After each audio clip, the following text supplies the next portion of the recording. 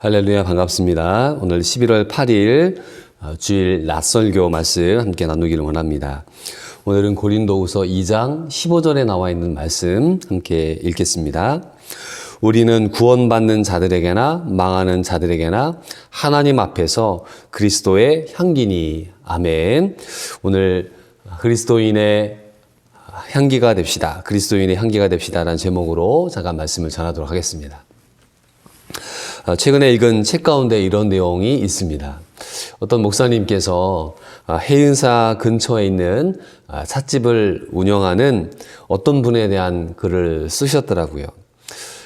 차를 몰고 가다가 하여튼 커피숍, 카페가 있어서 거기에 가서 차를 마시게 되었다고 합니다.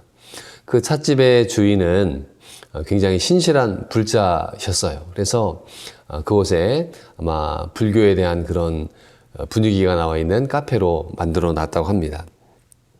그러면서 그 유명한 그 카페 앞에 있는 절이 있기 때문에 스님들도 거기를 많이 오시나 봐요. 그래서 그 주인 되시는 분에게 혹시 유명한 스님들을 알고 계시냐라고 물어봤더니 뭐 이러이러한 스님도 알고 있고 저런저런 스님도 너무나 많이 알고 있다. 스님들이 많이 이곳에 왔다라고 하면서 그 재미있는 예화들 또 일화들을 이야기해 주게 되었다는 것입니다. 그래서 이렇게 질문을 던지셨나 봐요. 그러면 요즘 스님들은 어떻게 지내신가요? 라고 물어봤더니 그 사장님이 이렇게 얘기를 했다는 것입니다. 요즘 죽 냄새 나는 스님이 어디 있나요? 라고 반문을 했다는 것입니다. 그 짤막한 이야기를 읽으면서 저도 모르게 얼굴이 좀 뜨거워지게 되었습니다. 왜냐하면은 요즘 죽 냄새 나는 스님이 얼마 있습니까? 라는 말 대신에 거기다가 이 죽 대신에 목사라는 단어를 집어넣으면은 요즘 목사 냄새 나는 목사가 과연 얼마나 있습니까? 라는 질문으로 들렸기 때문에 그러한 것입니다. 과연 이 시대에 주님의 향기가 나는 목사는 과연 얼마나 있느냐? 불행하게도 텔레비전이나 이런 대중매체에 나와 있는 목회자의 이미지는 굉장히 타락되어져 있는 그런 모습으로 보게 됩니다. 돈을 좋아하고 또 이 성적인 스캔들이 걸려 있고 또 여러 가지 이권과 또 정치적인 것들에 매여 있어서 정말 하나님의 말씀을 전하는 목사라는 그런 직함보다는 이 세상의 권력 맛에 빠져 있는 그런 종교꾼, 종교 장사꾼의 모습으로 사람들에게 비춰지고 있다는 것이 너무나 슬픈 일입니다. 또한 우리 성도들 역시 예수 냄새가 나는, 예수 향기가 나는 하나님의 사람으로 살아가고 있는가 질문을 던지게 되었을 때 언뜻 쉽게 그런 말씀을 드리지 못하는 시대에 우리가 살아가고 있다는 것입니다. 사랑하는 성도 여러분, 향기는 눈에 보이지 않지만 우리 코를 통해 후각을 통해 그의 존재를 알려주는 것처럼 믿음의 사람들 역시 주님의 향기가 되어서 하나님의 살아계심과 하나님의 역사를 보여줘야 되는 책임들이 우리에게 있지 않겠습니까? 그래서 오늘 그리스도의 향기가 되는 삶에 대해서 함께 말씀을 나누도록 하겠습니다. 첫 번째로 우리는 생명의 향기를 전하는 사람들이 되어야 합니다. 16절 말씀에 보니까 이런 말씀이 있네요. 이 사람에게는 사망으로부터 사망에 이르게 하는 냄새요. 저 사람에게는 생명으로부터 생명에 이르는 냄새라. 누가 이 일을 감당하리요? 라고 하면서 생명에 이르는 냄새라는 문구가 나옵니다. 자, 이 말씀을 생각하게 보면서 꽃에 벌과 나비가 찾아오는 것을 생각을 했습니다. 자, 꽃에는 암수와 또 그 수술이 있죠. 그래서 벌과 나비가 날아와서 꿀을 먹는 동안에 거기에 수정이 이루어지게 되는 것이죠. 그래서 이제 꽃에 수정이 이루어지게 되고 열매를 맺게 되는 것입니다. 그러니까 이 향기는 생명을 만들어내는 것이죠. 우리 그리스도인들은 생명을 전하는 자들입니다. 누구의 생명입니까? 예수 그리스도의 생명이죠. 영원한 영생을 전하는 자들입니다. 우리가 전하는 이 복음은 생명의 복음이에요. 그래서 우리의 육체는 시간이 지나가면은 썩어 또 흙이 되고 없어지겠죠. 그러나 우리의 영혼은 하나님의 집에, 하나님의 곳간에 간단 말입니다. 그래서 우리가 주변에 있는 사람들에게 이 생명의 복음을 전하는 생명의 향기가 되어야만 되는 것이죠.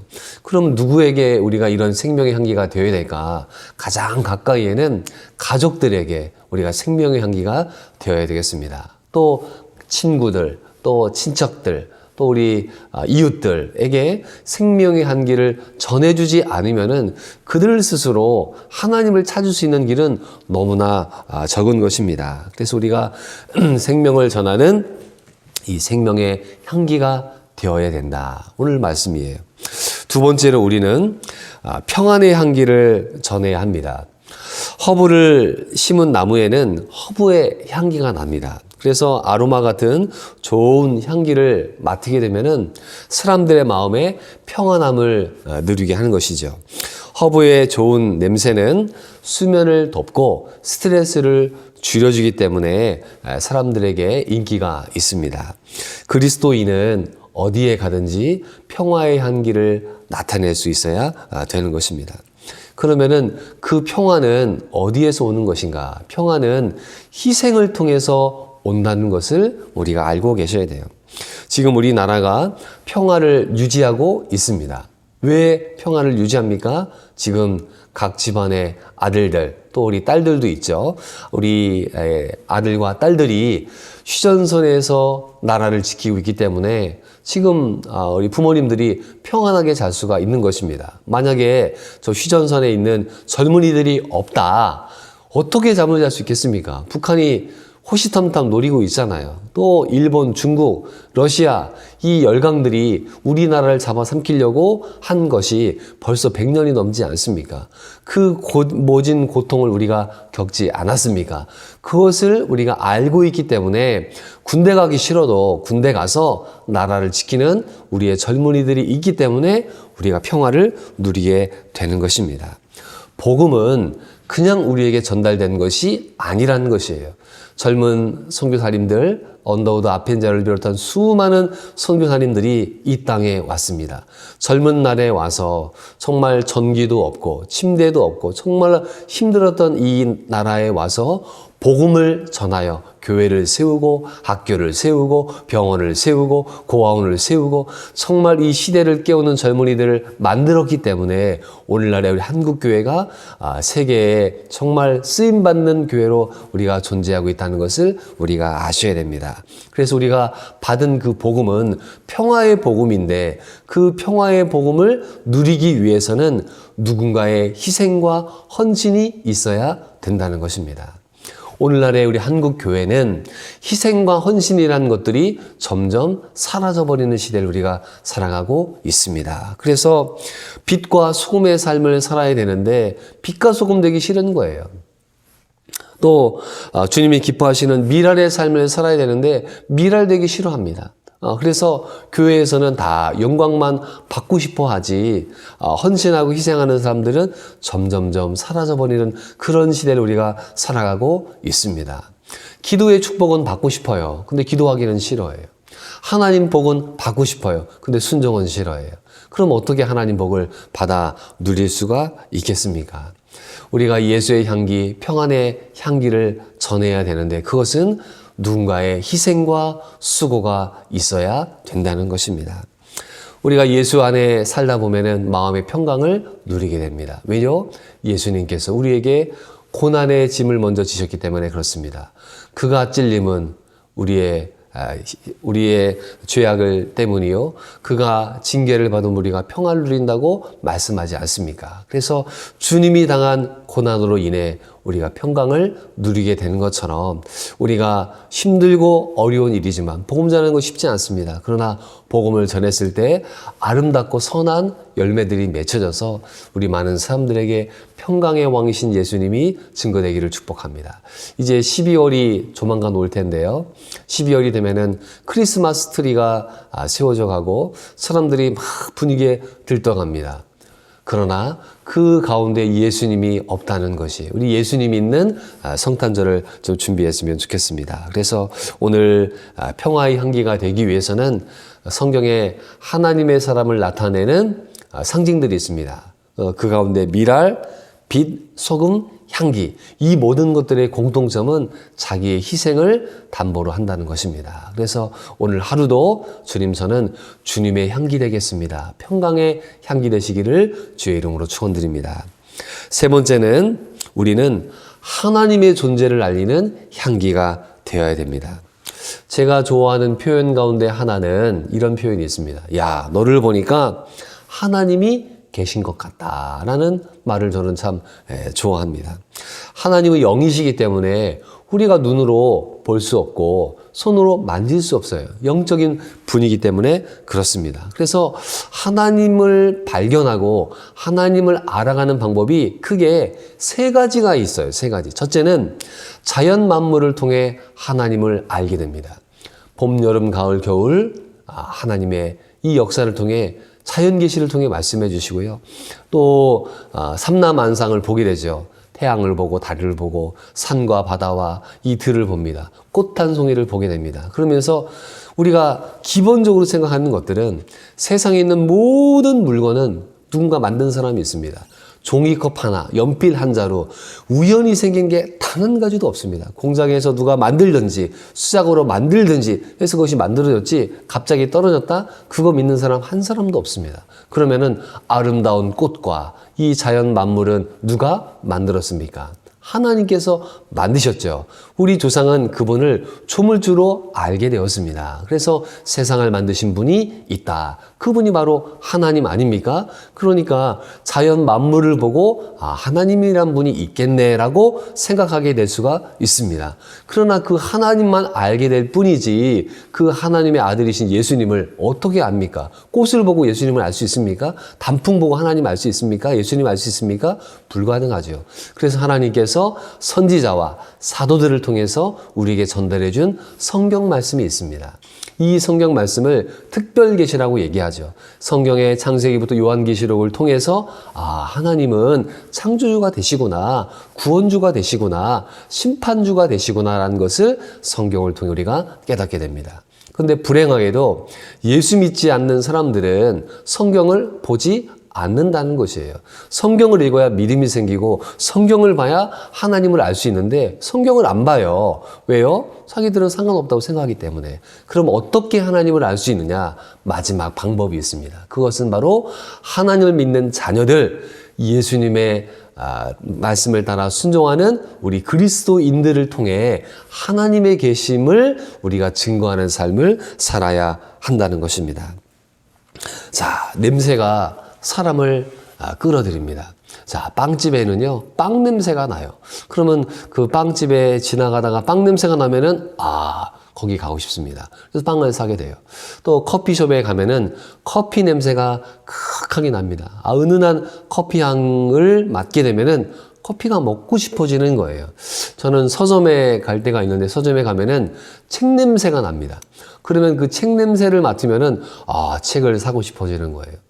우리 하나님을 안 믿는 사람들이 어떻게 하나님을 믿게 될까? 정말 아름답고 귀한 하나님의 사람의 향기를 맡게 될 때가 아니겠습니까? 정말 세상 사람들은 권력을 탐하고 이 세상의 부귀함을 위해 살아가지만 그리스도인들 가운데는 정말 빛과 소금으로 자기를 녹이며 살아가는 그런 아름다운 분들이 있지 않습니까? 우리나라에 손양훈 목사님 같은 그런 목사 냄새 나는 목사가 있지 않았습니까? 주기철 목사님 같은 목사 냄새 나는 그 목사님들이 있지 않았습니까? 장기려 박사님 같이 정말 그 의사로서 그리스도의 향기를 나타내는 그런 분들이 우리에게 있지 않습니까? 우리 한국 교회가 내놓을 수 있는 그런 믿음의 인물들을 우리 한국 기독교가 가지고 있지 않습니까? 수많은 선교사들이 선교지에 나가서 복음 전함으로 말미암아 하나님의 영광을 나타내는 그런 분들이 계시지 않습니까? 그래서 우리는 주님의 영광을 드러내는 그러한 향기가 돼야 되고, 정말 우리 목사님 보니까 하나님이 계신 것 같아요. 우리 장로님 보니까 정말 하나님이 계시군요. 우리 권사님 보니까 하나님은 살아계세요. 우리 사랑하는 집사님들을 보고 성도님들을 보고 우리 젊은이들 청년들을 바라보면서 믿지 않는 사람들이 야 정말 하나님은 계시구나 라는 믿음의 증거를 우리가 보여주어야 하는 것입니다. 사랑하는 성도 여러분, 우리는 그리스도의 향기가 되어야 합니다. 그리고 그 향기는 하나님께 영광을 돌려야 되는 것이죠. 이 세상의 기준이 아니라 하나님의 기준으로 살아가는 누군가가 있다라는 것들을 우리가 보여주어야 할 것입니다. 가족을 보며 하나님의 살아계심을 느끼고 성도들의 교제를 통해서 하나님의 살아계심을 보여주는 삶을 우리가 살아가야 되지 않겠습니까? 이 다음 주가 추수감사절이네요. 한 해를 돌아보며 참 이 코로나의 여파 때문에 1년이 어떻게 지나갔는지 모르겠고 모든 열매가 없어진 것 같이 답답하기도 합니다. 그러나 이번 한 주간 추수감사절을 보내면서 하나님 나에게 주신 은혜들을 기억하며 감사하는 마음으로 우리 추수감사절을 준비하시고 하나님 은혜 붙잡으시기를 주의 이름으로 축원을 드립니다. 아멘. 기도하겠습니다. 하나님 아버지 감사합니다. 너는 그리스도의 편지라, 너는 그리스도의 향기라 우리에게 말씀하시는데 하나님 우리가 주님의 향기 되어서 하나님의 영광 나타내기를 간절히 원합니다. 하나님 오늘 말씀처럼 하나님 살아계심을 증거하는 향기 되기 원합니다. 평안을 나타내는 향기 되기를 원합니다. 또 우리가 생명을 전하는 향기 되기를 원합니다. 그래서 주님의 영광을 나타내고 복음을 전하며 평강을 선분하는 하나님의 사람들 되게 하여 주옵소서. 한 주간 우리가 믿음으로 살아가며 주님 주시는 은혜를 붙잡고 정말 이 추수감사절에 하나님 은혜를 기다리며 하나님 은혜로 살아가는 저희들 될 수 있도록 주님 도와 주시옵소서. 예수님의 이름으로 감사하며 기도드리옵나이다. 아멘. 축도하겠습니다. 이제는 우리 주 예수 그리스도의 은혜와 하나님 아버지의 변함없는 사랑하심과 성령님의 감화감동 치유 역사하심이 그리스도의 향기가 되어서 생명을 전하고 평강을 전하며 하나님의 존재를 증거하기를 원하는 우리 모든 하나님의 사람들의 가정과 직장과 사업 위에 이 나라 이 민족 위에 이제로부터 영원토록 함께 있을지어다. 아멘.